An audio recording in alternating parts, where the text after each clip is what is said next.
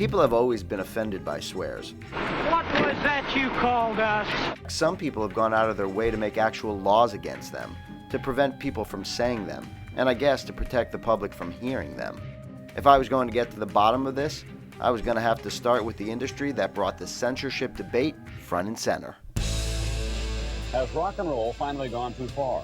We now propose one generic warning label to inform consumers in the marketplace about lyric content. I was hoping hip-hop artist Chitty Bang could shed some light. Harder to fail. You see a train, don't be the fool that jumps on the rail. High on the scale, if I nail, girl said it, I am well endowed like Harvard and Yale. Hey, fellas. Yo, man, what's up, man? Adam Ferrara. I'm Chitty. Nice to meet you. Nice to meet you, Chitty. Hey, Noah, how are you? So, fellas, why do you think some rappers use cursing? Why do you think they use language? There's what I call like classroom conversation, and there's conversation like everyday conversation, like me and you just sitting there chopping it up. And hip hop definitely leans more towards that side. If you're trying to share your message and you're trying to prove a really strong point and you're angry about something, It and you're definitely vocal gets about the point something, across. Yeah. Definitely. Ice-T with Cop Killer, and that's kind of when the government said, wait a minute, what's going on They here? was going hard. Well, I think the most interesting thing is that the reaction is these lyrics are leading to more violence, like not like maybe let's have an investigation about police brutality. It's the same kind of thing. If you could parallel it to a swear word, it's an emotional reaction to the sound of the word rather than looking at the message and what is the intent of the message. The intent of the message is, hey, there's a problem here. Yeah. I think putting the parental advisory sticker on records was like one of the best things they could do for record sales. Yeah. You know, all the kids saw that parental advisory sticker, it like inspired them to go buy the record and to go, you know. Explore it. Yeah. Like if we put like, you know, you kids can't have broccoli, people be smoking broccoli. Well, maybe they wouldn't smoke broccoli, We'll be hearing about that party for weeks. but one thing's for sure, swear words have been censored since long before hip-hop came around. The question is why, and how did they do it? As courts start to adjudicate language in the 1500s, 1600s, 1700s, the court now takes the role of the church in telling us what we can or cannot say. There you begin to see a shift. This language is seen not so much a threat to God, but such language can erode the social harmony of the society. When that happens, then the society can decide what the punishment is going to be. Well, class, does anyone here know the capital of North Dakota? Oh, I know. Louisville, USA. For that language, you get detention. No, please. Oh, you're getting off easy, Timmy. You know, back in the day, in the Bible, if you swore against God, he wouldn't just punish you. Your whole community would be decimated. And once Christianity became the religion of the Roman Empire, blasphemy became a capital offense.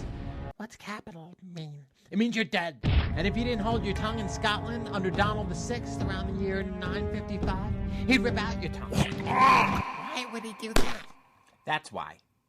And by the 12th century, you wouldn't necessarily get killed, but you would get fined. Sucked to be a page. And the last blasphemy execution in Britain took place in 1697 after 18-year-old Thomas Aikenhead said, I wish I were in that place Ezra calls hell, so I could warm myself. Thomas just used the H word? Just for saying that? Dead. Sometimes a thought should stay a thought. I don't want to die. Don't worry, Timmy. Swearing won't get you executed. Just don't do it in class. And certainly not in front of the broadcast airwaves. As mass entertainment was first developing as a big industry in this country, regulating bad language was very much a part and a foundation of their strategies.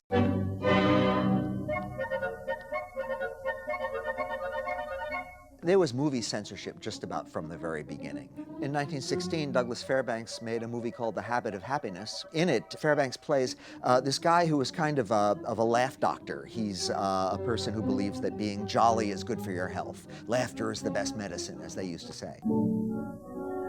Once they had the thing going, Fairbanks started saying the things that were in the script, and the men weren't laughing. After a little while, he decided to tell a dirty joke. Maybe that'll work. And sure enough, it got to these guys, and they started laughing. The movie was released to movie theaters. There were deaf people in audiences here and there, and some of those deaf people could read lips. Some were shocked and complained, and sure enough, the movie started to get banned here and there.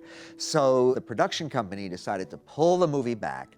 They edited out all of the vulgar lip movements, replaced them with intertitles that didn't say much of anything in particular, and then released the movie again in this censored form. What these words going into mass distributed storytelling like movies and television did was to make them heard so much more often. And they became part of kind of the patterns of language that we would hear frequently, and that did, I think, seep in to more common usage. Whatever medium of any given age reaches the most people in the most immediate way is always the one that gets the moral panics aimed at it and gets the moral uplifters wanting to exploit it. I think you could have a potty mouth and still be appropriate. You know, I think there are things that are appropriate for kids and things that aren't, you know? I mean, you know, my kid the other day said shit, and I said, you know what, I appreciate it if you don't do that, unless you get a higher TVQ. Or get an album. You know, you gotta earn shit. Can't say shit at 9.